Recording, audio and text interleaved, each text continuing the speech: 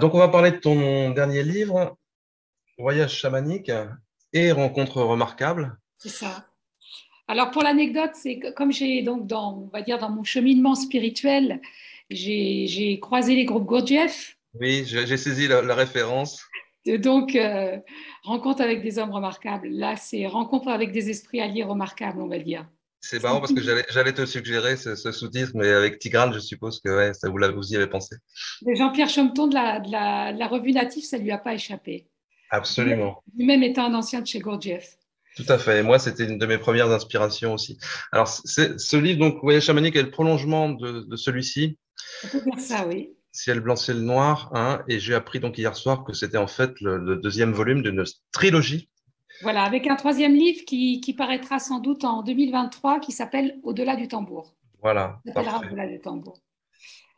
Disons qu'avec Ciel blanc, ciel noir, j'ai en quelque sorte posé les fondations, c'est-à-dire que j'évoque la façon dont j'ai ressenti la force de l'appel et cette nécessité, je dirais, impérative et absolue de me rendre auprès d'Enketuya, la chamane mongole du nord de la Mongolie. Et aussi, j'ai succinctement, mais en même temps, en faisant référence à mes expériences, dans de courts chapitres, fait référence aux outils du chamanisme, je dirais, dans Ciel blanc, ciel noir. Oui, oui, absolument. Alors, c'est vrai que les deux livres se complètent bien et surtout, ce qui est intéressant, c'est que ils présentent ton approche personnelle, singulière du chamanisme. Alors, tu es initié dans la tradition, effectivement, du chamanisme mongol avec Enketuya, qui avait également initié Corinne Sombrin. Mais toi, tu es venu à cette tradition-là un peu sur le tard, on peut dire, après un riche parcours spirituel.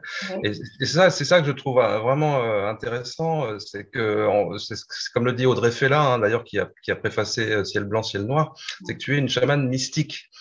Tu réunis plusieurs traditions, en fait. Hein. Donc, on peut dire rapidement que tu t'es intéressé au mysticisme de Madame Guyon, tu t'es intéressé à Sri Aurobindo, la mer, donc les groupes Gurdjieff, tu l'as dit, tu fais une espèce de synthèse entre la spiritualité orientale, occidentale et le chamanisme. Et donc, tu as eu cet appel en arrivant sur la cinquantaine.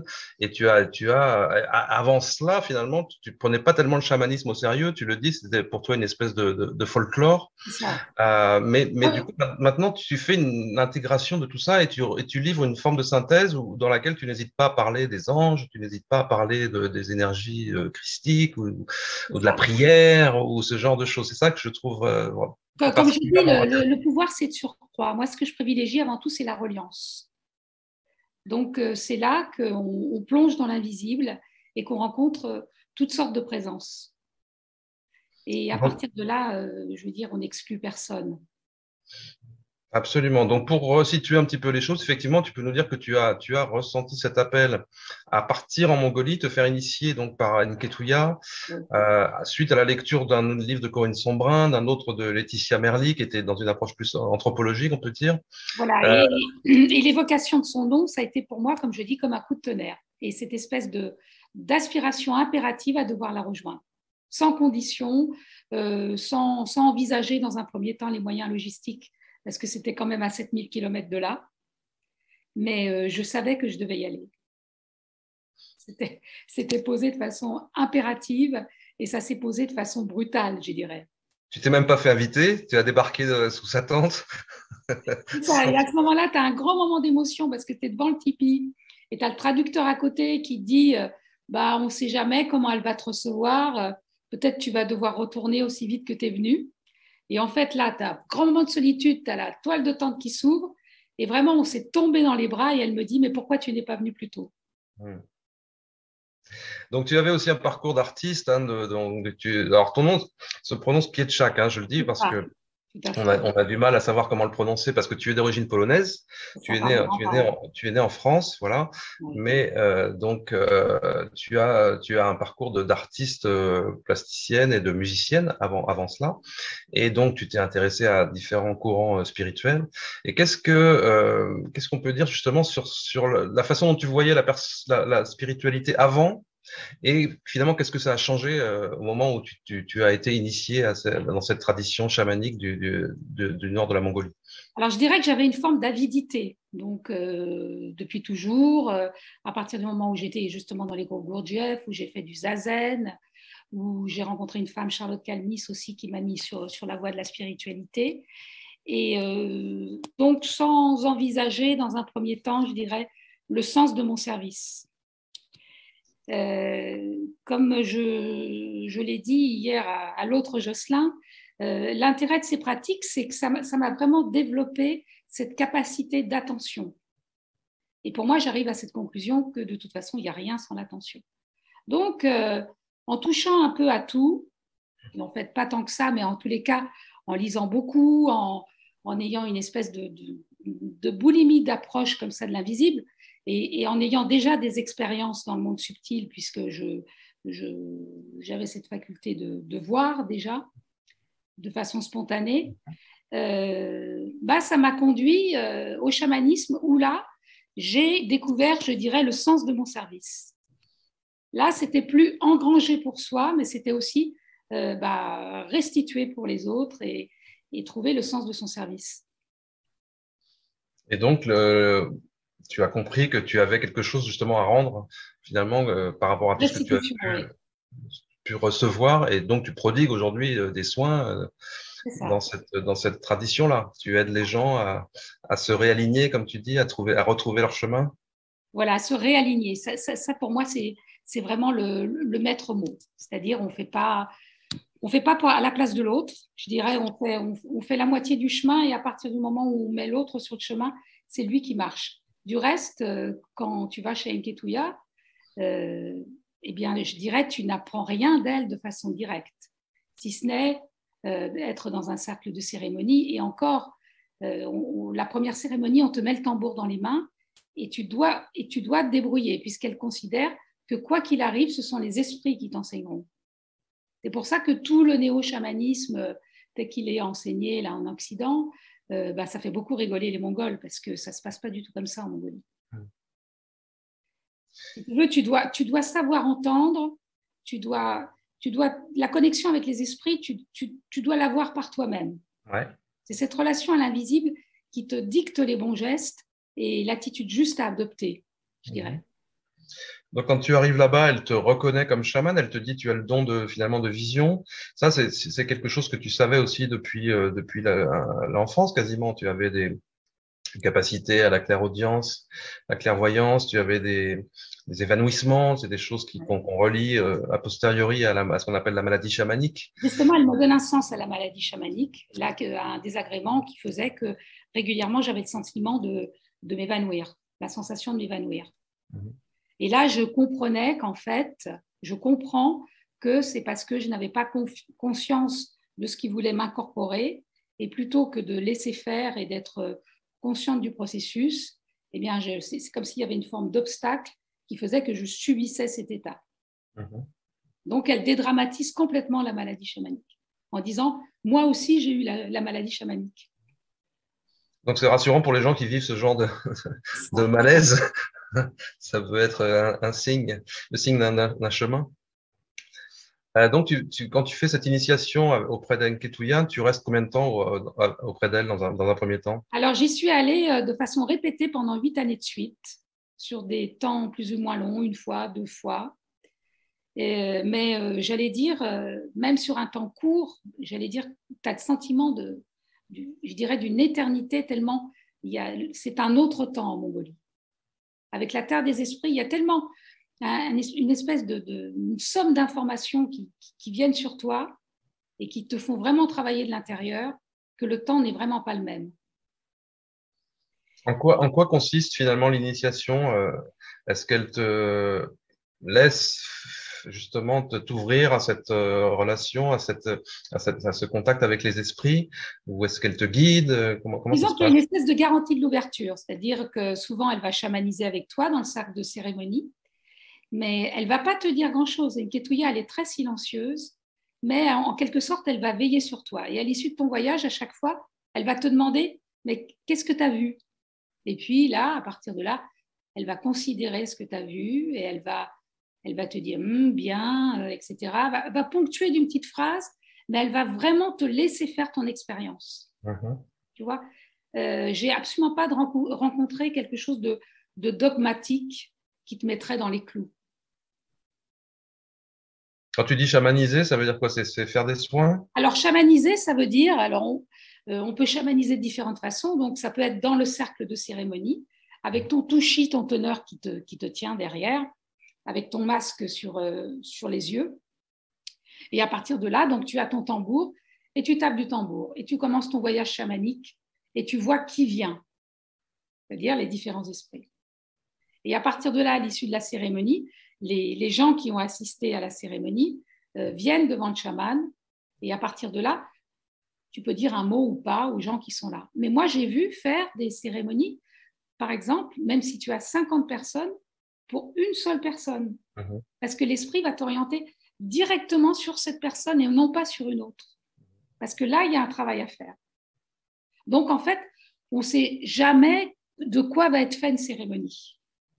Et puis, d'une façon, je dirais, ordinaire, quotidienne, sous le tipi d'Enketuya, on va recevoir des cinquantaines, 100 personnes, 500 personnes, ça dépend des jours, où les gens vont venir pour toutes sortes de désagréments. Et là, on n'agit pas forcément avec le tambour, mais on va agir en relation directe, avec cette possibilité, si tu veux, de convoquer les esprits et d'envisager pour la personne qui vient vers toi une réparation. Donc, c'est des problèmes du quotidien ou des problèmes plus profonds, des problèmes d'enfantement notamment, ça c'est assez récurrent.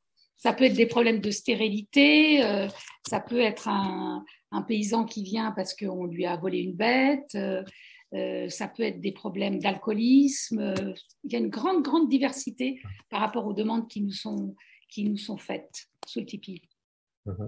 Et alors, si la chamane estime que ça demande du lourd, en quelque sorte, là, elle va envisager une cérémonie, donc dans la steppe, dans le cercle de cérémonie, où parfois elle va même convoquer toute la famille du patient.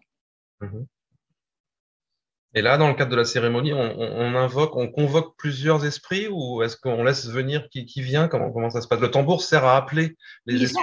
Il sert à appeler, mais si tu veux, comme je dis, moi, on va à la rencontre. C'est toujours les esprits qui choisissent de venir à nous. Et moi, ce que je vise, ce qui me vient d'emblée lors de la première cérémonie, c'est vraiment une espèce de trouée de lumière dans le ciel et une phrase qui me vient qui me dit quel est le point le plus haut du ciel, ce qui me permet de chevaucher avec mon tambour et d'adopter une direction. Mais tout ça, c'est un caractère, je dirais, intuitif. Tu vois, c'est la voix qui me le dit, c'est pas Enketuya qui me dit. Après, je lui restitue l'expérience, mais avant tout, ça vient de l'intérieur. Donc, tu es dans un état de transe, mais c'est une transe que tu qualifies de transe intérieure. C'est plus un état d'enstase. Alors, déjà, comme je dis, le mot transe n'existe pas en Mongolie. Ouais. Moi, c'est un mot qui me dérange parce qu'en Occident, il est galvaudé. Il laisse croire que s'il n'y a pas gesticulation, il n'y a pas réussite du rituel, ce qui n'est absolument pas vrai. Donc, en Mongolie, on parle de bourse, c'est-à-dire de descente. Descente qui te ramène plus à un effet d'incorporation de l'esprit, tu vois, mais ce qui fait que tu peux avoir des transes tout à fait immobiles, sans gesticulation. Mais tu as des chamans qui font le show parce qu'ils ont compris que c'était un moyen de gagner de l'argent. Parce que les Occidentaux ont l'impression que si le chaman ne fait pas son cirque, ils n'ont pas assisté à une vraie séance de chamanisme. Il y a quand même cet aspect-là où il y a des esprits animaux quand même qui incorporent le chaman. Et là, il y a des manifestations qui sont quand même authentiques, non? En fait, le problème, c'est que, et j'ose le dire parce que pour moi, c'est aussi c'est ne pas confondre transe et possession. Tu vois? Donc, il faut rester maître de ta transe. Et ça, Enketuya, elle t'encourage à le faire. Parce qu'elle te dit, si quelque part, tu n'es plus là, tu ne sers à rien. Quoi. Le but, c'est de restituer des informations aussi claires que possible par rapport aux informations que tu vas recevoir dans l'invisible. Donc, il faut faire un effort de présence. La présence, c'est vraiment pour moi le maître mot dans les cérémonies chamaniques. Ça rejoint Gurdjieff, hein, la présence, l'attention. Donc, Rappel à soi. c'est le rappel à soi. Donc, c'est un état que tu qualifies quand même d'état modifié de conscience, puisqu'on ne parle pas de transe, mais de descente. Tu restes lucide, tu restes consciente, et en même temps, il y a quelque chose qui se superpose, quoi. Comment est-ce que tu définis tout ça? C'est-à-dire que tu vas intégrer, par exemple, la spécificité de l'esprit animal qui va venir à toi. Je peux te dire que recevoir l'énergie de l'ours, c'est vraiment décupler ton énergie, tu vois, avoir cette capacité. Moi, j'ai vu dans une marche sur Compostelle casser 3 bâtons parce que je me sentais dans un sentiment, tu vois, de surpuissance. Alors, l'ours, après, il part au moment où il a envie de partir, mais au moment où il t'investit, tu sens que c'est pas ton énergie habituelle, que c'est vraiment l'énergie de l'esprit allié qui vient de voir. Ce qu'on appelle les on-god, c'est ça On-god, c'est l'esprit allié. C'est ça. Pourquoi est-ce que l'esprit de l'ours vient pourquoi est-ce qu'il vient nous aider, il vient t'aider à aider quelqu'un? En quoi ils sont concernés, eux? Si tu veux, comme je dis, il y a une résonance. Et à partir du moment où, alors là, par exemple, sur une marche où tu te sens un peu en difficulté, c'est lui qui, quelque part, est apte à répondre. Chaque esprit a sa spécificité, je dirais, d'entraide. Et alors, dans le chamanisme mongol, on ne parle pas d'animaux totems. Et en fait, les esprits arrivent selon les besoins et les nécessités de réparation. Tu vois, c'est vibratoire. C'est-à-dire que tu vas sonner tel son qui va faire que l'esprit allié, il y a une sorte de reconnaissance entre toi et l'esprit allié. Et là, il y a une possibilité de dialogue et de connexion. Mais l'esprit allié vient aussi parce qu'il sait que sa présence correspond aux besoins d'une personne que tu vas aider. Voilà, ça aussi. Alors, si tu veux, au bout d'un moment, dans la mesure où tu as, je dirais, tu as une sorte d'habitude avec ta famille d'esprit allié, quand ta patient va venir te voir, d'emblée, tu vas savoir quel esprit allié est plus apte à l'aider. Tu vois? Et après, souvent, ça se confirme. Et ce qui est intéressant, c'est que les gens disent « Ah, ça, c'est drôle ce que vous me dites, parce que vraiment, cet animal était déjà… il m'a fait signe dans ma vie depuis quelque temps. » Tu vois? Il y a des espèces de synchronicité comme ça. Et souvent, j'allais dire, on ne se trompe pas, si tu veux. On sait que c'est cet esprit allié et pas un autre. Alors, dans les esprits alliés, il n'y a pas que les esprits animaux? Non, il n'y a pas que les esprits animaux. Il peut y avoir des âmes pas encore nées. Ça, c'est intéressant. Et aussi des esprits défunts. Donc, il y a aussi les plantes. Il y a un dialogue qui s'instaure avec ces différentes présences. Souvent, parce que je sais que c'est un sujet qui t'intéresse, il y a des gens qui viennent nous voir qui sont encore chargés de leurs proches qui sont décédés mais qui sont mal partis. Et alors, notre travail, c'est vraiment de délivrer le défunt. Et ça, c'est toujours des grands moments d'émotion parce que aussi bien la personne qui a été chargée du décès de son proche que le chaman, on le vit vraiment comme une délivrance. Et ça, tu le ressens vraiment physiquement, quoi. Donc la chamane, elle nous montre comme s'il fallait aider à couper le fil, tu vois, et encourager le défunt à partir. Alors, on l'a pas dit, mais c'est un chamanisme qui se pratique sans substance psychotrope, hein, voilà. Contrairement à d'autres. Donc là, c'est le tambour, c'est la descente, comme tu dis, donc c'est la mise en condition. Il n'y a pas de prise. Alors, il me semblait qu'il y avait quand même, dans une partie du chamanisme sibérien, il y avait quand même l'usage des champignons. De champignons, la Manita muscaria, la Manitou mouche. Ça, c'est une branche particulière? Moi, j'ai pas été du tout initiée aux champignons. Mais parce que c'est la même famille de chamanisme, quand même, hein. Sibérie, Mongolie, les Tuvas. Il y a le berceau du chamanisme. Si tu veux, tu as les Mongols côté mongol. Tout de suite, de l'autre côté de la frontière, tu as le lac Baïkal. Et là, tu as le chamanisme bouriate. Et puis, plus à l'ouest, la côté russe, tu as les Tuvas. Ouais. On peut dire que là, c'est vraiment le berceau du chamanisme. D'accord. Ouais. Donc là, il y a des parentés entre ces pratiques-là, quand même. C'est ça, complètement. Oui. D'ailleurs, ils s'invitent, ils se reconnaissent. Le jour où mon esprit maître m'a été révélé, c'est un bourriate, justement. C'est un chaman qui a eu une existence sur Terre et qui s'est proposé pour qu'il soit mon esprit guide, en quelque sorte. Et à partir de là, Inketuya m'a offert pas un casque mongol, mais un casque bourriate, de reconnaissance. Donc le casque, c'est quoi? C'est une sorte de masque aussi? C'est quelque chose qui avec des franges, c'est ça? C'est un casque avec des cornes. D'accord. Voilà. Mais il est tellement lourd que tu ne peux pas le porter en cérémonie parce que le casque mongol, le masque mongol, c'est un masque de tissu qui fait que ça t'obstrue simplement les yeux et puis c'est tout. C'est pour voir à l'intérieur. C'est ça, un masque. Un masque pour mieux voir. Masque pour mieux voir. À partir de là, pour voir l'invisible. Tu peux commencer ton voyage. Et le casque dont tu parles, donc ça, c'est pas ça. C'est pas le même usage que ça. C'est le même usage, mais en bourriacie. D'accord. Mais comme c'est un casque traditionnel, beaucoup plus ancien, donc c'est presque un objet d'art. Tu vois, je dirais c'est immétable vu le poids. Enfin, en tous les cas, c'est vraiment très lourd sur la tête. Alors, tu parles aussi des instruments que tu utilises, donc la guimbarde et le tambour. Tu peux nous expliquer comment ça fonctionne, à quoi ça sert? Donc, la guimbarde, souvent au début d'une cérémonie, elle te permet d'invoquer les esprits.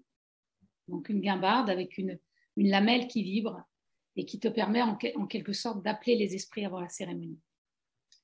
Et donc, les chamans qui ne maîtrisent que la guimbarde, on les appelle les chamans à pied. Ouais. Et à partir du moment où on te laisse la possibilité d'avoir un tambour, tu deviens un chaman à cheval. Le tambour étant vraiment considéré comme une monture, parce que c'est le tambour qui va t'accompagner dans ton voyage chamanique. Qui te donne le tambour, du coup? Tu l'obtiens comment, le tambour? C'est Inketuya. L'habit de cérémonie, c'est Inketuya qui me l'a donné, le tambour aussi, le masque, les chaussures de peau et aussi mon bâton de soin, un jour qu'elle m'a donné. D'accord. Qui est un bâton dans un bois assez précieux, avec au bout un dorgé. C'est le dorgé bouddhiste. D'accord. Mais avec une seule pointe, c'est-à-dire il n'y a pas les deux côtés. À partir de là, moi, j'agis avec cette pointe. Donc, essentiellement, aujourd'hui, tu travailles avec ça. Tu n'as pas besoin de l'habit de cérémonie, tu n'as pas besoin du tambour non plus, nécessairement. Non. Tu travailles essentiellement avec le bâton. Hein. Avec le bâton, et je travaille aussi avec l'oracle que j'ai créé, qui s'appelle l'oracle de la chamane. Oui, je ne l'ai pas dit, pardon, oui, je l'ai. L'oracle de la chamane qui est sorti chez Mama aussi, oui. Voilà, chez Mama.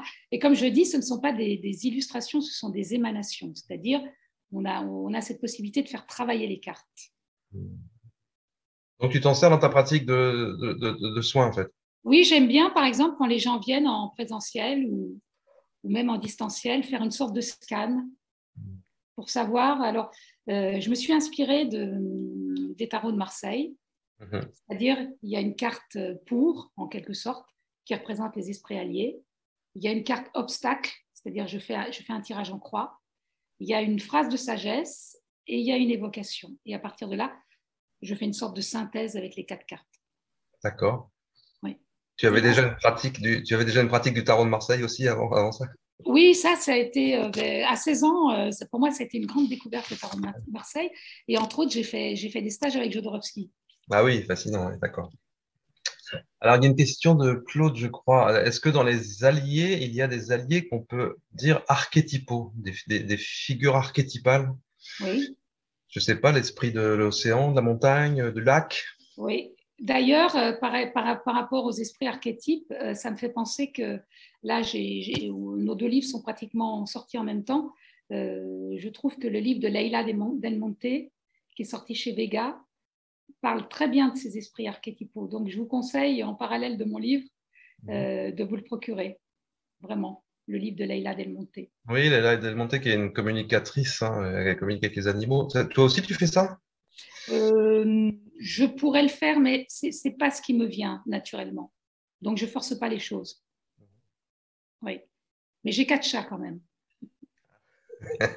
C'est 2 fois plus que moi. Donc, le dialogue, je peux te dire que les chats t'éduquent dans le dialogue animal. Ouais. Ouais. Mais c'est une pratique qui existe dans le chamanisme, de communiquer avec les animaux, quoi, j'imagine. Bien sûr.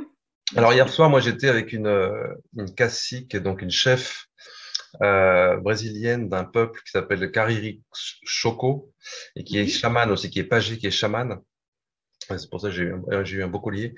Et elle racontait, donc elle est en France en ce moment, elle fait une tournée là, avec Native, donc avec la revue Native. Hein. Et elle est allée dans un parc à Marseille. Et dans ce parc, il y a un pan. Et le pan, il reste dans l'arbre, tu vois, il se cache un peu des visiteurs et tout ça.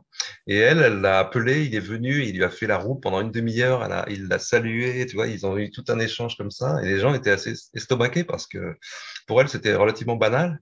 Mais évidemment, pour les Marseillais, c'était assez exceptionnel, quoi. c'est magnifique. Mais pour en revenir au chat, j'ai vécu une expérience très forte avec un chat. Un de mes chats est mort dans mes bras. Et là, j'ai vraiment, pour le coup, incorporé vraiment sa présence. Ce qui a nettoyé tout émotionnel, tout sens du deuil. Comme je dis, c'est comme si j'avais avalé le chat. Si tu veux, c'était dans une puissance électrique, tu vois. J'ai vu l'étincelle et c'était fini.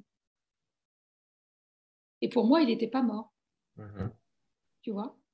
J'avais récupéré cette force vivante. C'est comme s'il me l'avait offert. D'accord. Ça, c'est une expérience vraiment, vraiment très forte. Mhm. Alors, il y a un aspect intéressant aussi dans ton livre, c'est que tu dis, et dans l'ensemble de tes livres, en fait, que des chamans aujourd'hui, c'est Enketuya qui t'a dit ça, les chamans aujourd'hui naissent dans le monde entier finalement. Il y a Ah, cette espèce de besoin probablement de guérir le monde un peu partout. Donc, il y a des chamans qui naissent un peu partout, pas seulement dans les berceaux traditionnels du chamanisme, comme tu le disais. Euh, Est-ce que tu penses qu'il y a malgré tout justement besoin quand même de se rattacher à une tradition authentique, reconnue, parce il y a quand même des abus. C'est vrai qu'aujourd'hui, on a des gens qui se disent chaman après avoir fait un stage d'un week-end, et qui simplement, ou parce qu'ils ont un tambour. Euh, comment être vigilant par rapport à ça?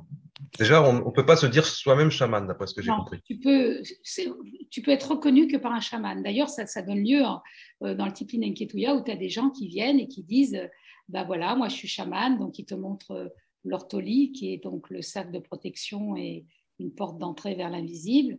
Ou encore plus drôle, parfois tu as des couples où par exemple le monsieur ou la dame va dire qu'il est chaman et Enketuya va rester très sérieuse, elle va dire non, non, c'est pas toi qui es chaman, c'est toi qui es chaman. Tu vois. Et puis tu vas avoir aussi des gens qui n'ont pas envie d'accepter leur don, c'est-à-dire ils mettent le chamanisme vraiment à l'écart. Et là, Nguetouya, elle va dire d'accord, c'est ton libre choix, mais il faut que tu en assumes les conséquences. Il peut t'arriver des problèmes. C'est un peu comme les gens qui disent je suis éveillé. C'est C'est la même ça. problématique. Alors, il y a justement une rencontre dans le livre parmi les. Alors, c'est des courts chapitres à chaque fois, hein, une rencontre avec un Ouais. esprit. Il y a justement le chaman déchu. Oui, Chaman déchu parce qu'il a péché par excès d'orgueil, quoi, en fait. C'est ça, hein. c'est Ça, ça. c'est important parce que tu insistes bien là-dessus, sur le côté, voilà, réceptrice, intermédiaire entre le visible et l'invisible. Tu le répètes souvent. Tu es là pour te servir, tu es là pour transmettre des énergies, des informations, mais certainement pas pour te mettre en avant, quoi. C'est-à-dire, si le pouvoir t'arrive, eh ben, tu dois le transmettre, par exemple, pour une guérison. Tu ne dois pas, à des fins personnelles, faire une gloire du fait d'être chaman, tu vois. Sinon, tu fais pas le coq, quoi. Au contraire, tu dois être dans une grande humilité pour pouvoir accueillir ce qui t'est donné dans cette reliance. Donc, le chaman déchu, qu'est-ce qui lui est arrivé? Il s'est pris pour quelqu'un d'important? C'est ça. Et à partir de là, donc, bah, il a été, je dirais, sanctionné par l'invisible. Mais ça fait pas de prix en général, hein. Alors, c'est pas un aspect moralisateur, hein. On n'est pas dans quelque chose de manichéen. Comme je l'ai dit, dans ciel blanc, ciel noir, il n'y a pas de séparation entre le blanc et le noir. Sauf que dans le ciel noir, il y a des esprits beaucoup plus retors et beaucoup plus indépendants et beaucoup plus avares quelque part de leur puissance. Et ils ont tendance justement à la garder pour eux. Et c'est là où le chaman doit négocier pour que certaines présences du ciel noir viennent à la rencontre des patients qui sont là. Mais ça, c'est pas toujours gagné, quoi. Parfois, on peut négocier beaucoup avec un esprit du ciel noir pour qu'il accepte de rentrer dans une relation d'aide. C'est un seul ciel, tu dis bien, hein, qui a ces deux aspects en fait. Hein. Voilà, si tu veux, ciel blanc, ciel noir, comme je dis, mais pour un seul même ciel. Mhm. Et souvent, parce elle nous voit, Nketouya, avec nos références judéo-chrétiennes, elle nous remet à notre place par rapport à ça, tu vois. Ces considérations très dualistes Oui, font en sorte de mettre des séparations partout. mais le fait que tu parles d'ange, par exemple, ça la choque pas. Non, non, pour Ça fait, elle, ça fait pas partie de sa vision du monde, pour autant. mais ça pourrait, hein, ça pourrait. Non, non, il n'y a pas d'interdiction par rapport aux présences qui viennent. Alors, c'est vrai que nos représentations d'occidentaux, elles vont parfois dans le sens des représentations du christianisme, ça pourrait. Hein. Comme je disais hier à Jocelyn, le Christ, pourquoi pas, il a sa Ouais. fonction, tu vois. Mhm. En même Mais temps, tu disais c'était un esprit ordinaire, c'est un esprit comme les autres. J'ai bien voilà. noté, j'ai bien noté. En fait, on accueille qui vient, tu vois. Et après, bon, la représentation qu'on s'en fait, elle est connotée quelque part avec nos références au niveau de la forme, mais même si la vibration, on la ressent, on va dire, tiens, ça ressemble à ça. Mhm. On va faire des analogies quelque part. Mhm. Donc, pour bien comprendre, effectivement, tu dis les esprits du ciel noir sont des esprits plus retors, plus avec lesquels il faut négocier, mais qui apportent finalement aussi quelque chose si on arrive à s'entendre avec eux, alors que les esprits du ciel blanc sont Naturellement acquis. fondamentalement, naturellement bienveillants. Disons que quand un esprit du ciel noir, je dirais, fait sa conversion, pour reprendre un mot un peu lourd, mais qui dit bien ce que ça veut dire, euh, là, par rapport à un problème grave, par exemple une maladie grave, euh, là, on peut avoir vraiment un surcroît d'énergie pour réparer quelque chose. Parce que là, il y a une grande capacité de réparation avec cette énergie. D'accord. Parce qu'il a fallu la demander. C'est ça, il a fallu la négocier. Mhm. C'est vraiment le Donc, mot de négocier.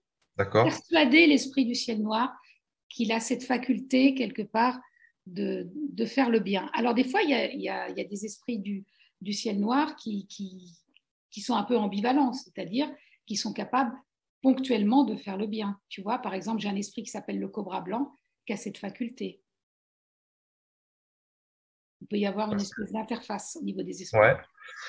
Parce que Maya pose la question, est-ce que tous les esprits qui se présentent lors des cérémonies sont-ils bienveillants? Pas Euh, spontanément, en quelque sorte. j'ai eu la chance de pas me retrouver. C'est aussi ton intention qui va poser la venue des esprits.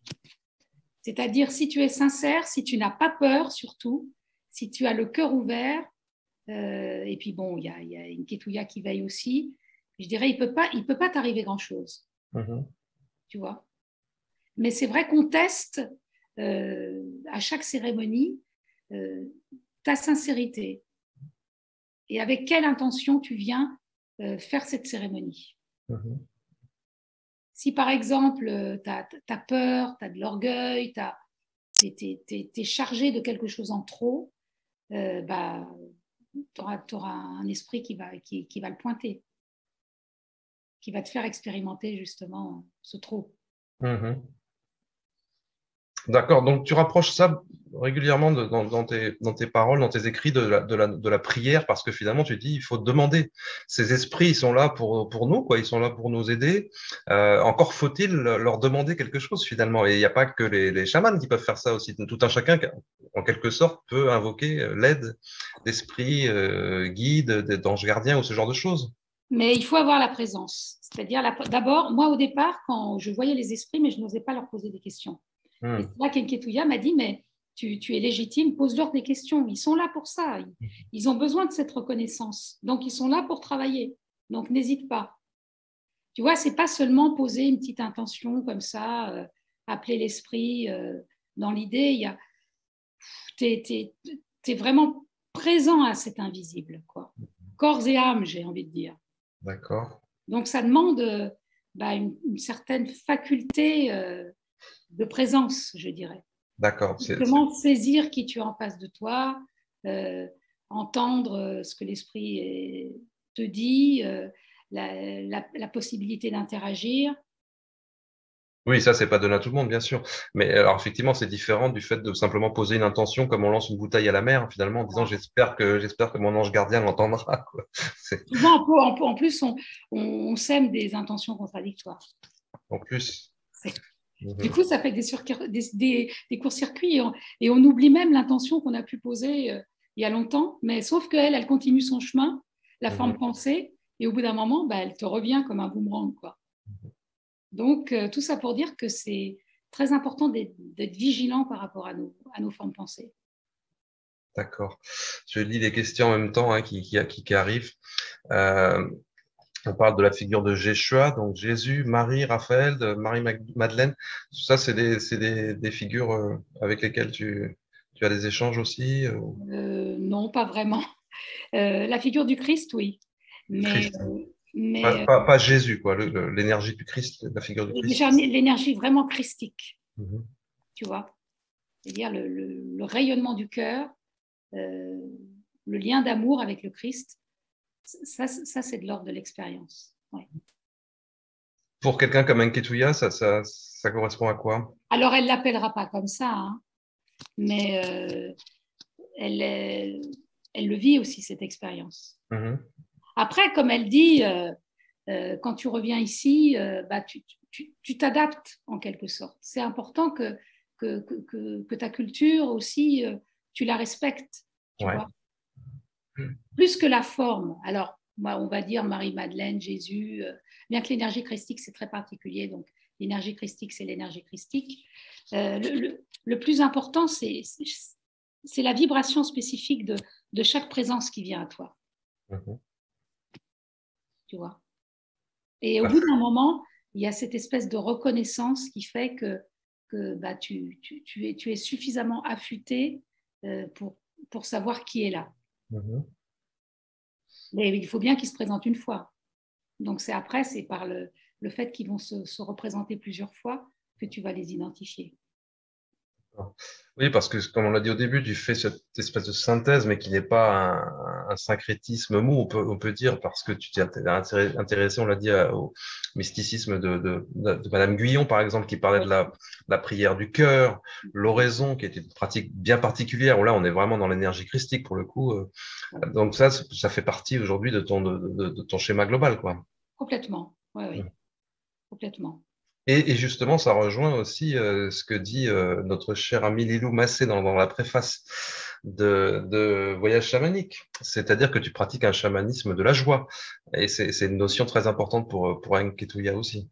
Ah oui, parce que Nketuya, c'est aussi une chamane joyeuse. Il y a une forme d'enthousiasme qu'elle arrive à générer.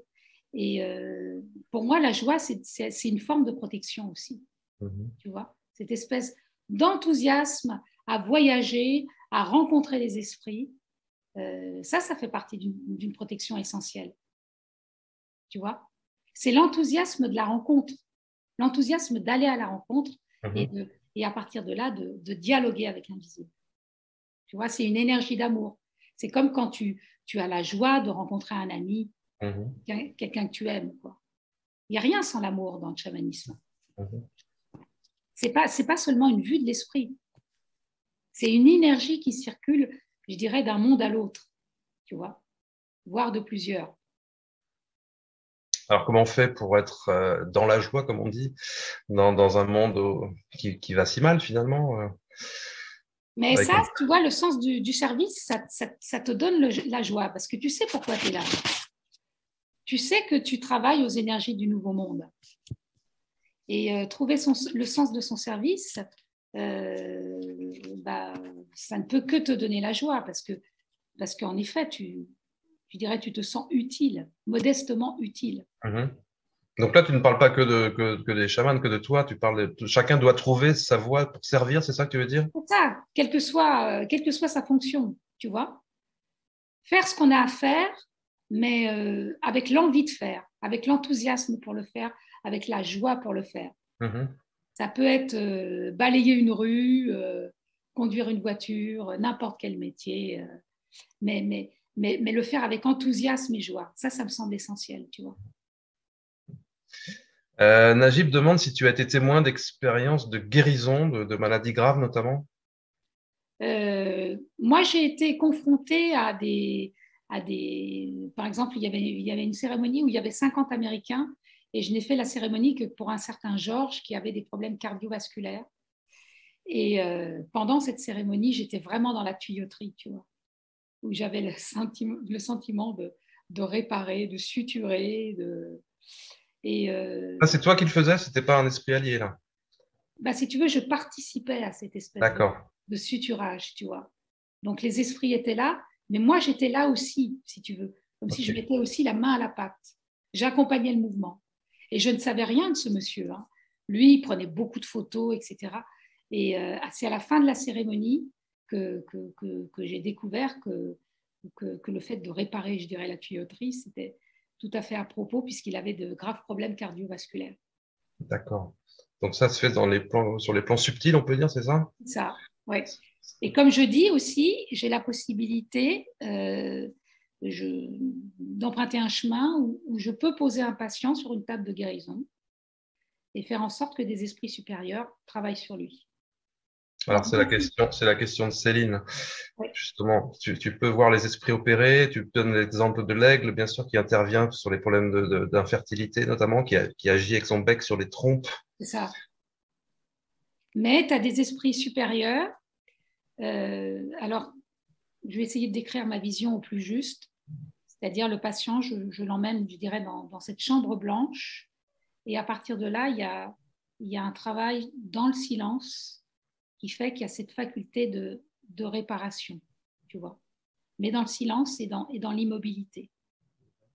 Tu vois, comme si il y avait une nouvelle mise en résonance. C'est-à-dire que ça sonne mal et on va faire ressonner juste. Et par là, en fait, on va réparer le désordre. Donc là, Rétablir. j'accompagne simplement, j'accompagne. D'accord. Il s'agit de rétablir une harmonie, un équilibre, c'est ça? C'est ça.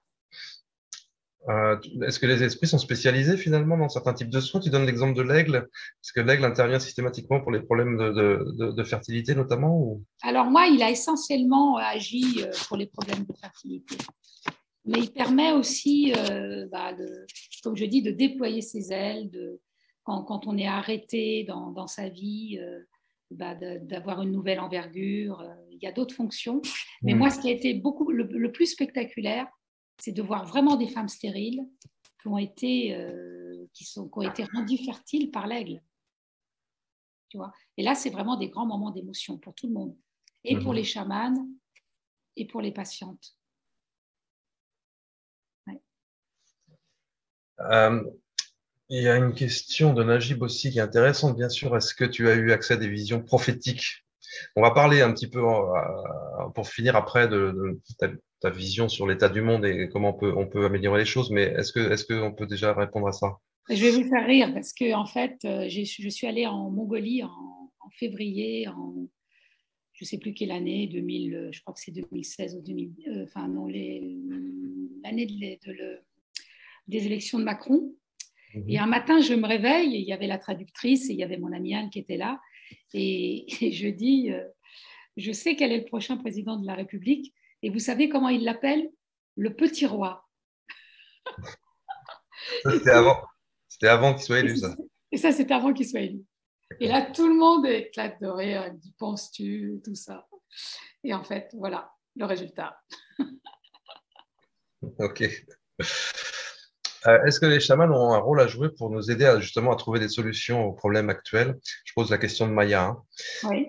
Protection du vivant, réchauffement climatique, préservation de la planète. Est-ce que vous jouez parce que là, vas-y, enfin, réponds déjà et je vais compléter la question après. Bah, c'est-à-dire qu'on nous indique des directions, en effet, tu vois, mais ce n'est pas des grands discours philosophiques, quoi. Pour moi, c'est vraiment l'attitude de chacun au quotidien, tu vois. Chacun a sa mesure, tu vois. Et pour moi, la notion du relatif, elle est très, très importante dans le chamanisme, tu vois. C'est vraiment du relatif, je dirais, à l'absolu. Et ça, c'est important de considérer que chaque acte, chaque geste a son importance et que tu peux le faire en conscience, en appelant justement une clarté. Qu'est-ce que tu veux dire exactement par relatif à absolu?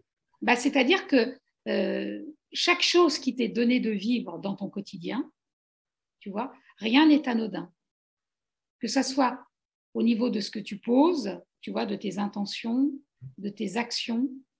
Et ce n'est pas forcément dans les grandes choses que je dirais qu'il y a une vérité, quoi, tu vois. C'est plus un état de conscience à chaque chose, tu vois. Oui, parce que tu te dis bien qu'effectivement, quand tu es en Mongolie aussi, on n'est plus dans le mental, quoi, quand tu fais ces voyages.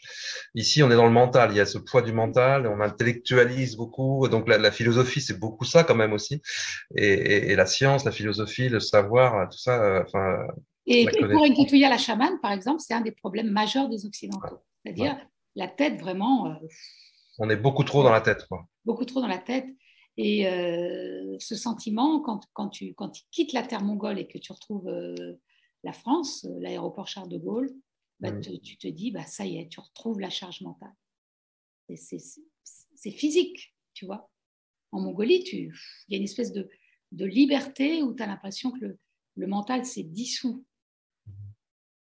Et Et puis, donc, ouais, tout le corps, là, du coup, est convoqué, est impliqué, quoi, c'est dans ça, cette vision, dans cette pratique-là. Finalement, il faut redescendre. Il faut descendre au niveau du cœur, mais dans le corps tout entier, finalement. c'est ça. Il y a une sollicitation, je dirais, globale. Si tu regardes bien ici, on fonctionne vraiment ici, quoi. Ouais. On est souvent coupé, quoi. Mhm. Parce qu'on anticipe, on mentalise. Est-ce que justement, on n'a pas plein de problèmes de santé, notamment, et santé psychique ou physique, qui viennent de là? Oui, parce qu'on est coupé, on est coupé des racines du vivant, je dirais souvent, tu vois. Et c'est ça qu'il faut réparer avant D'accord. tout. Alors, il y a plein de questions qui arrivent en même temps. Je voulais quand même compléter ce qui a été dit tout à l'heure, parce qu'on dit, oui, il faut guérir la planète, il faut guérir le climat, mais j'ai l'impression, quand tu racontes les soins que tu fais, que plein de gens sont quand même extrêmement centrés sur eux-mêmes, et pour des bonnes raisons, hein, parce qu'il y a de la souffrance, bien sûr, il y a des traumas, il y a du passé, il y a du passif. Et à Donc, l'inverse, il y a des gens qui ne veulent pas abandonner leur souffrance. en plus, parce que ça leur donne leur identité, C'est bien ça, leur sûr, raison d'être.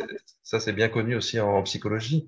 Mhm. Mais j'ai l'impression que finalement, les gens qui sont concentrés sur leur souffrance et qui veulent avant tout guérir de leur souffrance, finalement, ils se foutent pas mal de l'état de la planète quelque part. C'est-à-dire que c'est d'abord leur état à eux qui les inquiète, et encore une fois, certainement pour des bonnes raisons, mais on se dit qu'il y a tellement de gens comme ça à guérir qu'avant que ces gens-là aillent mieux et qui s'intéressent au sort de la planète, du climat, des animaux, des plantes, il y a quand même du chemin à faire, quoi. Oui, les demandes sont souvent très Alors que personnelles. c'est lié finalement. Mhm. Ouais. Mais l'occidental moyen, j'ai envie de dire, qu'est-ce qu'il cherche avant tout? Son bien-être Oui. à Ouais, mais lui. tu vois, tu dis encourage au bonheur, donc C'est c'est ça, c'est subtil. là. Mais quand je dis dans ce processus d'alignement, tu vois, bah, leur faire prendre conscience aussi que ce qu'ils font pour eux, ils le font aussi pour les autres. Tu vois. Mhm. Donc ça élimine certaines intentions personnelles, je Ouais, dirais. d'accord. Euh, Najib veut savoir si tu as croisé des entités qui viendraient d'autres planètes. Euh, alors moi, j'aime bien la notion de planète, d'autres entités de monde subtil. Moi, je préfère parler de monde subtil. Tu Ouais. vois.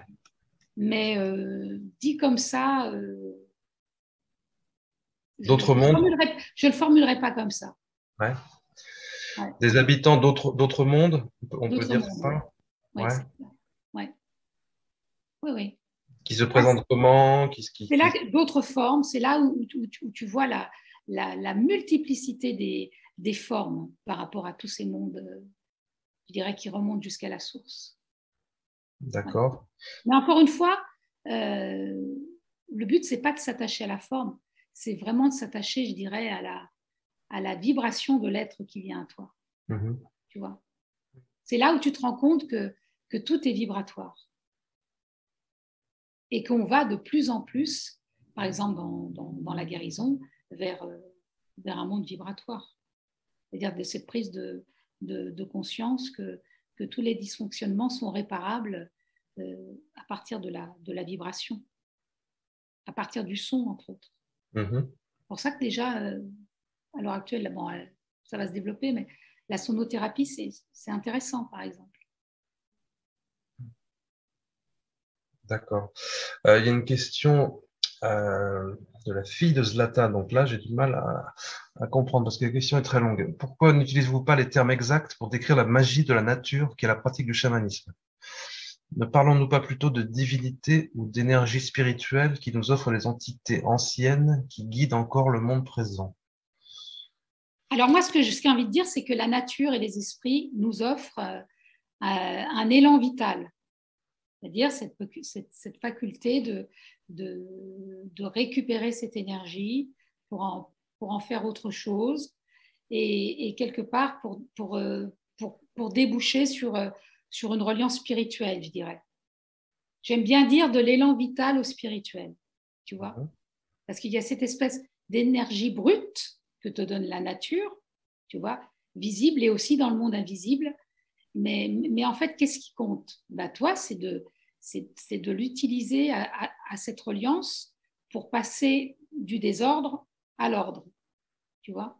C'est-à-dire avoir cette faculté de savoir où la mettre, cette énergie, je dirais, et comment l'utiliser. D'accord. Et la fin de la question concerne la magie moderne, la Wicca, ce genre de pratiques, Mhm. les sorcières, etc. Comment tu te situes, toi, par rapport à ces courants-là? Tu considères que c'est culturel ou qu'il y a vraiment une différence de fond? C'est la même chose? Bah, moi, déjà, je me définis comme chamane blanche. Donc, tout ce qui sert des fins personnelles, euh, pour moi, c'est déjà du domaine de l'obscur, tu vois. Mhm. Donc, c'est un monde que je connais très mal, que je ne connais pas, si tu veux. Moi, je peux me relier au ciel noir et négocier avec certains esprits du ciel noir, mais par rapport aux pratiques, je ne saurais pas répondre. Ces pratiques-là, c'est étranger à moi parce que je n'ai jamais eu à les pratiquer, quoi, ou à les connaître. Ce n'est pas quelque chose en soi qui m'intéresse. C'est pas l'appel auquel tu as répondu et tu n'as pas été de Non, toute façon initié dans cette tradition-là, mais voilà. dans la magie aussi. Enfin, il y avait des pratiques de sorcellerie aussi en Occident, tu le sais, Oui, bien j'imagine sûr. très bien. Et il y avait du druidisme aussi, il y avait toutes ces sortes de choses, avec un aspect aussi bénéfique, et puis peut-être aussi des pratiques effectivement Oui, plus sombres, disons. oui. Mais c'est pas mon approche en soi. Euh, voilà, si elle veut préciser sa question, Je me considère aussi comme une Wicca blanche, c'est du même ressort à peu près que le chamanisme, donc merci pour ta réponse en tout cas. Effectivement, il y a les deux aspects aussi dans cette. Parce que dans le chamanisme aussi, tu peux avoir des actions néfastes finalement bien dans le sûr. chamanisme amazonien. En tout cas, je sais que ça existe. Mais tu peux l'avoir aussi là, je veux dire, Pêche. n'importe quelle mauvaise intention, c'est déjà de la magie noire, hein, Ouais, où que ouais. tu sois, quoi. Mhm. Tu vois? Tu peux porter l'œil à qui tu veux à partir du moment où tu sais diriger ta pensée, hein. Il n'y a pas besoin de grands rituels pour ça. Exact. Ouais. Qu'est-ce qu'on peut dire encore sur l'état du monde? Est-ce que c'est quelque chose, toi, donc, parce que tu es dans le présent, tu es dans la présence, tu es dans le présent, est-ce que tu t'inquiètes du futur? Est-ce que tu te projettes dans le futur? Est-ce que tu penses que Alors, il faut que non, tu moi, aides? je me réjouis de cette friction, justement, je dirais, entre le monde actuel et le monde qui vient, parce que cette friction, elle est nécessaire. Donc, je vais dire une phrase qui va vous faire sauter au plafond, mais c'est la phrase de Marguerite Duras qui dit que le monde aille à sa perte. Mhm. Et elle le dit dans un film qui s'appelle Le Camion. Et tout ça pour dire que l'ancien monde, de toute façon, il doit à un moment disparaître. Donc, ce sentiment de friction avec les nouvelles valeurs, il est incontournable. Donc, pour moi, le but, c'est pas d'améliorer l'ancien monde, c'est permettre à un moment de cette friction le point de basculement Mhm. où quelque part, le nouveau monde sera là. Tu le vois Mais comme un basculement, tu le vois pas comme une évolution progressive, tu le vois plus comme non, une rupture nette. vraiment, à un moment, si tu veux, c'est comme si, pouf, ça va s'imposer de façon, pour moi, presque presque subite, tu vois, par accumulation. Tu sais, c'est un peu l'histoire de la goutte d'eau. À un moment, il y aura une goutte d'eau qui fait que, voilà. Mhm. Et c'est un effet de seuil alors. Il y a un effet de seuil, il y a un franchissement d'un seuil. Mais c'est pour ça qu'il y a une espèce d'amplification à l'heure actuelle. Mais pour moi, le but, c'est pas de repriser cet ancien monde qui est bien malade, si tu veux. Tu vois, c'est mettre un emplâtre sur une jambe de bois. Mhm. Euh, le but, c'est déjà cette reconnaissance des nouvelles valeurs qui viennent à nous, du nouveau monde, et à partir de là, si tu veux, d'encourager ce mouvement de basculement, de par son attitude, de par son enthousiasme, de par cette reconnaissance de nouvelles valeurs. Mhm. Tu vois. Mais je veux dire, pour moi, c'est peine perdue de raccommoder l'ancien monde. Oui, bien sûr, ouais, mais quand tu vois que dans la presse généraliste, dans les grands médias, on continue à ne pas du tout prendre au sérieux ce dont on parle là ce soir. Le chamanisme en général, c'est perçu comme quelque chose de complètement archaïque. Les peuples premiers sont des peuples sous-développés, etc. Ça fait quand même mal parce qu'il y a très peu de gens parmi les intellectuels ou les gens qui ont accès aux grands médias, etc., qui prennent ces choses-là au sérieux finalement. Donc, et puis, il y a des gens qui font du mal en voulant faire le bien aussi parce qu'ils sont trop enthousiastes et ils ont un discours complètement New Age déstructuré. Il y a les deux aspects. Mais en même temps, tu te demandes si cette mise au secret, elle n'est pas utile. C'est-à-dire que, quoi qu'il en soit, tu as des gens qui agissent dans l'ombre et qui participent justement à cet avènement du nouveau monde. Tu vois. Mhm. Après, il y a un plan beaucoup plus idéologique, tu vois. Donc, c'est encore un autre plan, si tu veux, de réalité. Mhm. Mais pour moi, c'est pas ça le plus important. Pour moi, c'est vraiment, je dirais, ces énergies, on peut dire, j'ose le mot, ces énergies divines qui feront qu'à un moment, bah, il y aura plus de séparation entre, je dirais, entre le Créateur et sa manifestation. Il y aura un Mhm. espèce d'effet direct. La non-dualité. Voilà, c'est ça. Il y aura une non-dualité. D'ailleurs, dans mon journal de l'invisible que j'ai canalisé, ça insiste beaucoup sur l'absence de séparation. Ouais. Oui, c'est un autre livre dont j'ai pas parlé. Il n'est pas paru chez Mama, celui-là, je crois. Ici, chez Mama aussi. Oui, pardon, voilà, autant pour moi. Ouais. Non, c'est la chamane qui lisait sur les visages, c'est ça, Voilà. que tu as publié chez un autre éditeur, hein, pardon. Voilà. Quelles sont les nouvelles valeurs que vous évoquez? Donc, tu viens de le dire, c'est ça, c'est des valeurs de reliance, de valeurs Des divines. valeurs divines, j'allais dire, qui font que quelque part, alors je disais surrender, abandon, si tu veux. Abandon à cette espèce d'évidence que de toute façon, tu viens de la source et que tu dois t'en remettre justement à cette énergie absolue, universelle, qui fait qu'elle est partout et que tu dois. C'est un exercice de foi, si tu veux, cette reconnaissance de la source pour moi. Il y a pour le coup là, toute cette chaîne d'intermédiaires, tous ces esprits alliés, ils le font parce qu'ils ont connaissance de cette espèce de pyramide. Ouais. Même si ce n'est pas une pyramide, mais ça montre quelque part, il y a des plans supérieurs et il y a des plans plus obscurs. Quoi. Tu vois. Mais chacun a l'étincelle en soi. J'aime bien cette idée que le travail se fait dans l'ombre aussi, en manière souterraine quelque part. Oui. Et qu'il faut accepter ça, quoi. Ouais.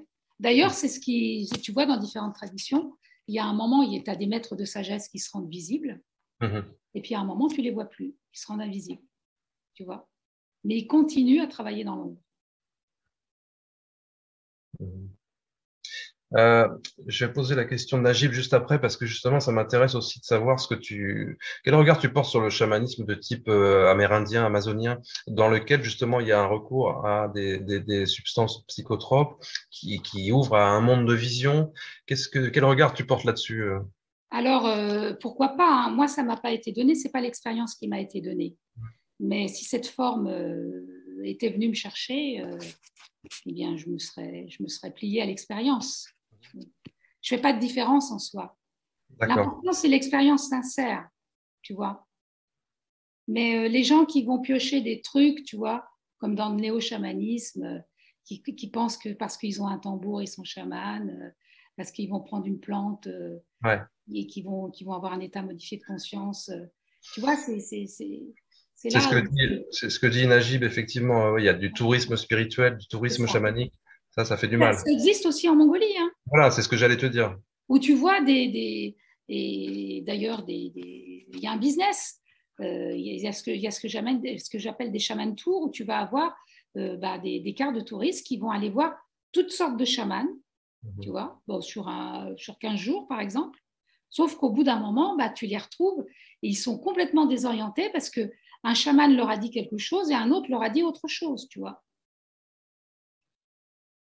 Ou encore, il y a un commerce de guimbardes, une guimbarde que tu vas trouver 8 euros au marché noir à Ulaanbaatar. Tu te rends compte qu'il y a un business entre Ulaanbaatar et la France où des gens se plaignent d'avoir dû acheter des guimbardes à 150 euros, tu vois. Mhm. Donc, il faut être vigilant par rapport à tout ça. C'est marrant, j'avais une guimbarde quand j'étais petit, je ne savais pas que c'était un instrument chamanique du tout. Ça m'amusait beaucoup, À disposition déjà. je me pétais les dents avec ça. Mais c'est très difficile hein, au début, parce que ça paraît simple, il y a cette espèce de languette comme ça qui vibre, et en fait, quand tu te rends compte que quand tu laisses faire, au bout d'un moment, tu trouves le mouvement naturellement. Oui. Et puis il faut faire résonance avec la bouche, en fait. C'est ça. Il y a une Ouais. manière de prendre la guimbarde entre les dents. Oui, c'est ça. Ouais. D'accord. Euh, oui, le néo-chamanisme, néo-chamanisme, ça fait du mal partout.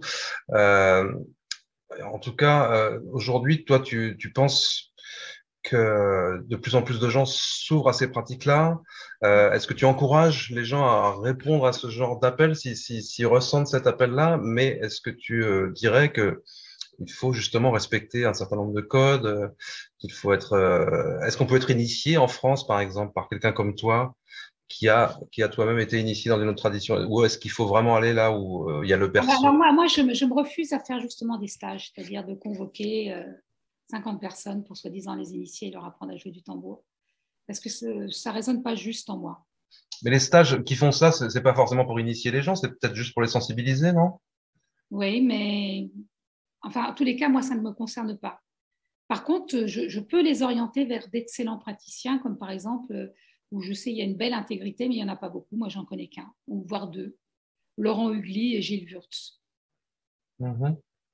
Après, je vois tellement de dégâts, et je le vois aussi, et j'ose le dire, dans les stages de Corinne Sombrin, où tu as des gens qui ont ouvert des failles en eux et qui ne savent pas les refermer.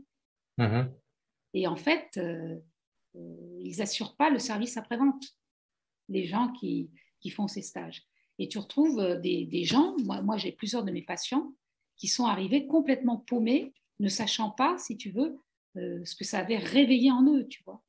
Mhm. Oui, alors Corinne, maintenant, elle parle plus de chamanisme. D'ailleurs, elle parle de transcognitive. Elle simule la créativité chez un certain nombre de gens. Donc, c'est plus, on n'est plus dans le chamanisme. Elle le reconnaît elle-même, hein. Mais néanmoins, cet acte, j'allais dire volontaire, Mhm. peut être très intrusif Mhm. chez certaines personnalités, si tu veux, qui sont déjà fragiles Ouais. et si tu veux, qui n'ont pas ce besoin de cette espèce de brutalité de l'ouverture, je dirais. Mhm. Tu vois, parce que le reste ne suit pas. On peut dire qu'il y a le même danger chez les gens qui vont faire un stage de sortir du corps, d'hypnose, d'ayahuasca ou. Alors là, on peut dire, c'est vrai que les gens qui proposent ce genre de stage devraient avoir le discernement nécessaire pour dire ça c'est pour toi, ça c'est pas pour toi. Ouais, ouais. Il faudrait qu'il y ait une espèce de diagnostic en amont, quoi. Ouais. Mhm. Ça c'est compliqué, quoi, Mhm. la frontière. Mhm. D'autant plus qu'une fois que c'est ouvert, après, ça peut faire des dégâts, quoi. Oui, on est avec des forces quand même extrêmement puissantes, quoi. C'est pas anodin. C'est ça. Mhm. Et des personnalités un peu fragiles, elles peuvent se retrouver complètement déboussolées. Mhm. Donc moi, je suis pour ne rien forcer, c'est-à-dire d'accueillir si une chose vient, parce que de toute façon, si vous devez vivre une expérience, on saura vous le dire, comme moi quand le chamanisme est venu me chercher, mais j'encourage pas du tout ce genre d'acte volontaire. Ce qui est intéressant justement avec Laurent Hugli ou Gilles Wurtz, c'est que eux, bien qu'il y ait maniement du tambour dans les stages, etc., ils le font déjà avec une intention de cœur et ils encouragent cette reliance. Ouais. Et cet respect de la nature et du vivant, il est vraiment là, quoi. Et je dirais, c'est pas du flan, quoi. C'est des gens qui savent de quoi ils parlent. Oui, je citerai Jean-Yves Bourré aussi parce que c'est quelqu'un que je connais assez bien. Je sais pas si D'accord. tu le connais. Non, Il a été initié aussi en Sibérie, dans ce coin-là, qui fait aussi des choses, qui des stages où je pense pas qu'il dit aux gens vous allez être chaman à la fin du stage, quoi. Tu vois, il y a aussi il y a aussi ce sérieux-là. Hein. mais il y a des Donc, gens honnêtes, heureusement. c'est ça, ouais, ouais. Il y a une vraie honnêteté en tout cas dans sa démarche, c'est vrai. Est-ce que tu dirais quand même que toi, le fait que tu aies eu un parcours spirituel assez riche avant, ça t'a quand même armé, ça t'a mis, Oui, oui. ça t'a permis de te protéger aussi de certaines dérives peut-être? Oui, oui, je pense parce que j'allais dire, j'ai eu cette faculté de savoir si c'était du toc ou si c'était du vrai, quelque part. Mhm. Ouais, ouais, ouais. Mais à l'époque, bon, il n'y avait pas toutes ces sollicitations, toutes ces possibilités techniques, etc. On allait vraiment chercher voilà, ce qu'on avait envie de faire. Il y avait pas cette multiplication des stages. Mhm. Mais, enfin, je ne suis pas si vieille, hein, je suis de 63, mais Ouais. ça s'est amplifié avec le développement personnel, toutes les Ouais. possibilités. Mhm. La mouvance New Age, tu en penses quoi en général? Mais pourquoi pas? J'allais dire, ça peut permettre d'accéder à autre chose. Mhm. Ouais. Non, ce que je trouve regrettable, c'est tous ces faux gourous, quoi, qui font beaucoup de dégâts. Et puis en plus, il y a là un aspect financier qui fait que ça allège considérablement le portefeuille, quoi. Mhm. Mais ça existe aussi en Mongolie, hein.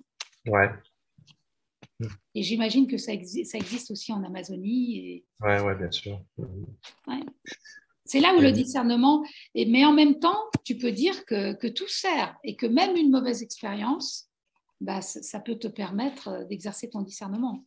Tu Mhm. peux en tirer quelque chose d'une mauvaise expérience. Est-ce qu'il n'y a pas aussi un danger à promettre des choses de manière un peu légère en disant reliez-vous à la lumière, la loi d'attraction, C'est etc. Il suffit de ça. demander. Est-ce qu'il n'y a pas là un danger aussi? Parce que je sais que tu t'es intéressé aussi à Jung, enfin bon, tu as beaucoup lu, et on travaille avec l'ombre. L'individuation, c'est aussi intégrer la part d'ombre. C'est important de répéter ces choses-là aussi. Oui, oui, oui. Il faut se méfier des phrases toutes faites, quoi. Tu vois, là, dans le développement personnel, il y a plein de phrases. Sortir de sa zone de confort. Mhm. Il y a tout un vocabulaire comme ça qui fait que les gens radotent un peu quand même. Ouais, ça vient de ça vient de l'anglais, ça, de l'américain, sortir de sa zone de confort, ça a été transposé directement. C'est les Américains, ils sont forts pour ça, parce que le New Age, c'est la spiritualité qui rencontre le marketing, en fait, hein, tout simplement. Et en fait, les gens, en radotant, parfois, ils se coupent de l'expérience.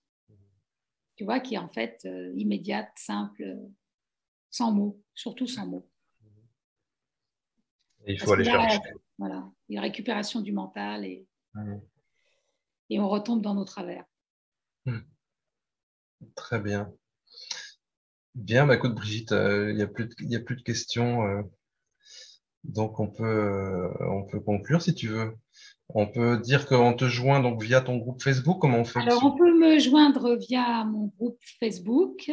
Sinon, pour les soins, on peut m'envoyer un mail. Alors, mon mail, c'est mon nom et mon prénom accolés. Donc, PIETRZAK Brigitte, arrobase, gmail.com. D'accord. Sinon, je suis sur Instagram aussi avec mon nom et sur Facebook via Messenger, c'est aussi possible. OK. Et alors, Et, je vous donne un scoop parce qu'en octobre sort mon autobiographie d'une chamane française, ah, toujours chez Mama Édition. avant le troisième volet de ta trilogie, Voilà. qui va s'appeler Tambour, tu as dit? Au-delà du temps. Au-delà du tambour. Voilà. D'accord. Donc, on te contacte pas pour demander des initiations ou des bêtises, quoi, hein. C'est vraiment pour des demandes de soins Pour ou... des demandes de soins, oui, oui. Oui, oui. Ouais. Et sinon, bah, je vous dis, je peux les orienter vers Laurent Hugli ou Gilles Wurtz ou la personne dont tu parles. Ok. Mais je ne fais pas de stage. Ça, c'est important de le dire.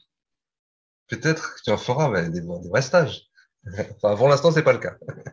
J'écris des livres et donc je fais des soins. Essentiellement, déjà, ça prend pas mal de temps. Exactement. Donc on rappelle voyage chamanique, bien sûr, ciel blanc, ciel noir. Ah oui, je vous conseille quand même, si vous avez voyage chamanique à rencontre remarquable, de vous procurer Ciel blanc, ciel noir, parce que vous aurez quand même le début de mon histoire.